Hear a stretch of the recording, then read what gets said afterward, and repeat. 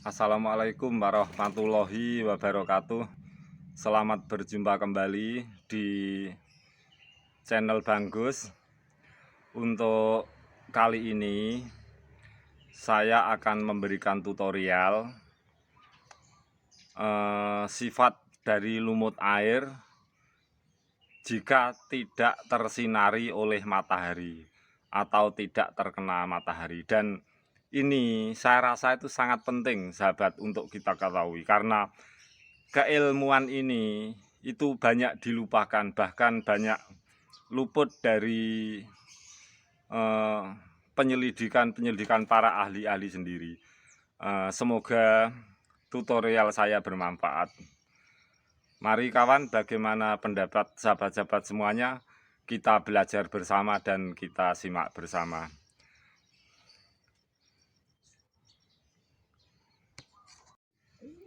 Ini adalah tumbuhan lumut yang tidak tersinari oleh matahari. Karena lumut, walaupun lumut air, itu sifatnya adalah sangat unik, tidak mempunyai batang, akar, daun yang jelas. Tetapi ketika tidak tersinari matahari, itu akan hancur seperti ini kawan. Ini coba perhatikan tangan saya.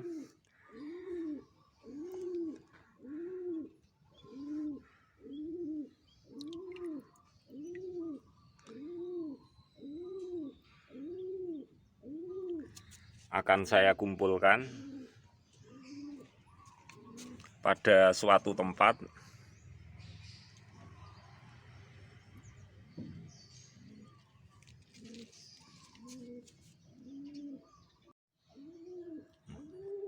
Sama kawan, ini adalah budidaya lumut juga. Dan kenapa di sini itu warnanya biru? Lumut di sini warnanya biru. Dan ini adalah juga efek yang tidak terkena matahari.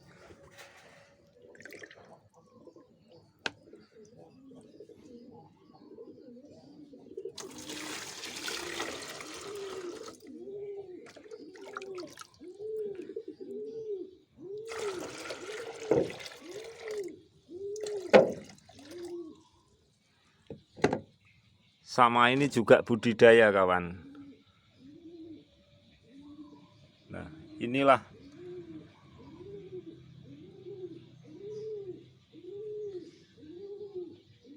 budidaya lumut-lumut air yang memakai genting.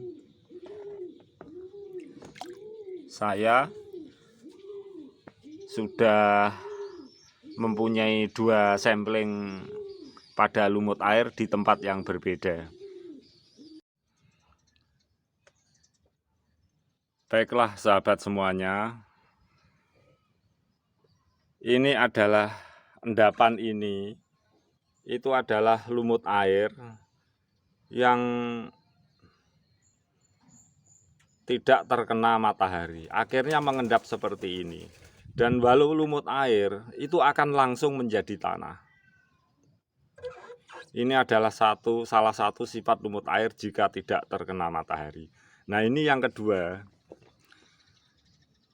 Ini juga lumut air kawan, yang tidak terkena matahari. Akhirnya seperti ini. Jadi ada 2 sifat. Lumut air itu ketika tidak terkena matahari itu langsung bisa menjadi tanah.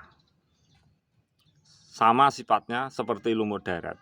Nah, sifat lumut air yang kedua, ketika tidak tersinari matahari atau tumbuhan perkembangan lumut-lumut di dalam tempatnya itu terganggu oleh hewan-hewan, ikan-ikan, itu akan seperti ini. Atau ini tidak terkena sinar matahari, lebih mudahnya saya memberi tutorial, itu akan seperti ini kawan. Jadi lumut air sendiri itu akan membentuk gelombang-gelombang yang menyatu, gelembung-gelembung maksud saya yang menyatu dengan air. Jadi zat larutnya lumut air itu dengan air sendiri itu tidak bisa terpisahkan. Nah, ini sering kita jumpai di dalam empang-empang atau di dalam waduk-waduk.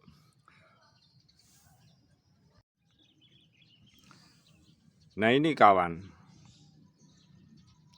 lumut air yang bersifat seperti ini itu larutannya sudah menyatu dengan air.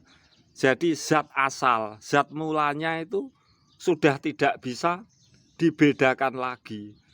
Jadi lumut air itu punya sifat larut di dalam air, di mana dengan air menyatu, zat aslinya itu tidak bisa dibedakan lagi. Nah, sering kita jumpai di empang-empang atau di tempat-tempat rawa-rawa. Kadang-kadang kita sebagai orang awam itu cuma mengatakan warna biru atau warna hijaunya air di sebuah empang itu karena pengaruh dari langit biru atau cuaca mendung. Sebenarnya tidak. Banyak luput dari pengamatan kita. Itu sebenarnya adalah lumut, gelembung-gelembung lumut air sudah menyatu dengan air dan zat-zatnya itu sudah tidak bisa terpisahkan lagi. Sekali lagi, lumut air itu jika hancur tidak terkena matahari, tidak berfotosintesis dengan matahari, itu akan seperti ini, akan hancur menjadi tanah.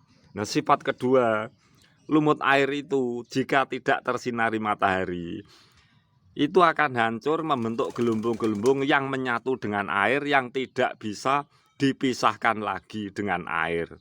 Jadi zat aslinya sudah menyatu dan tidak bisa dipisahkan lagi. Jadi lumut air itu punya zat larut di dalam air, bisa menyatu dengan air, bisa membentuk warna baru dengan air. Itulah maksud saya. Nah, ini sering kita jumpai di empang-empang atau di waduk-waduk. Nah, petani kita dahulu itu memanfaatkan empang-empang atau waduk itu untuk menyiram tanaman hanya dengan pupuk kompos-kompos daun, kompos-kompos dari binatang-binatang ternak itu sudah subur. Oleh sebab itu kita mengingatkan kembali pada masa-masa di era modern seperti ini, semoga informasi dan tutorial saya ini bermanfaat. Jadi untuk sahabat-sahabat semuanya, mari kita belajar bersama-sama. Saya mempunyai metode teknik penyiraman lumut darat, pupuk lumut darat atau teknik penyiraman dengan lumut air. Tentu hal ini saya katakan subur. Saya berusaha sekali untuk memberikan bukti-bukti yang otentik. Terutama bukti-bukti yang telah dilakukan oleh pendahulu petani-petani kita. Karena kita itu terkenal negara agraris, tanah kita itu subur. Nenek moyang kita dari masa yang lalu itu cuma menggunakan siraman air di empang-empang dengan pupuk-pupuk ternak, pupuk-pupuk daun itu sudah bisa subur. Saya ingin mengingatkan kembali, dan metode saya ini akan saya berusaha memberikan bukti-bukti yang nyata untuk lumut ini. Nah, ini adalah salah satunya yang banyak dilupakan oleh generasi sekarang, dilupakan oleh para ahli sendiri. Jadi gelembung lumut air itu mampu menyatu dengan air, itu bisa dibuktikan. Bahkan para ahli sendiri itu tidak menjangkau ke sini. Apalagi kita sebagai orang yang awam.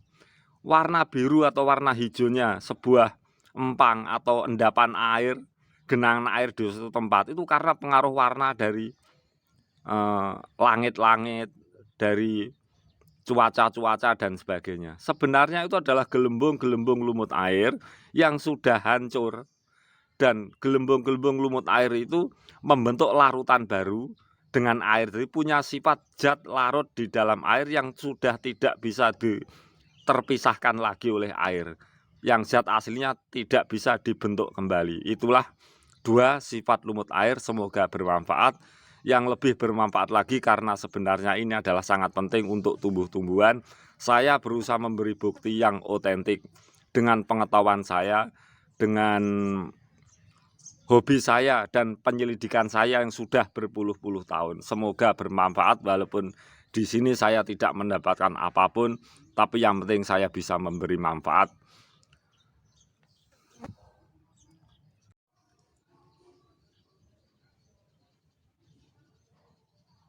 Demikianlah sahabat semuanya tutorial dari saya.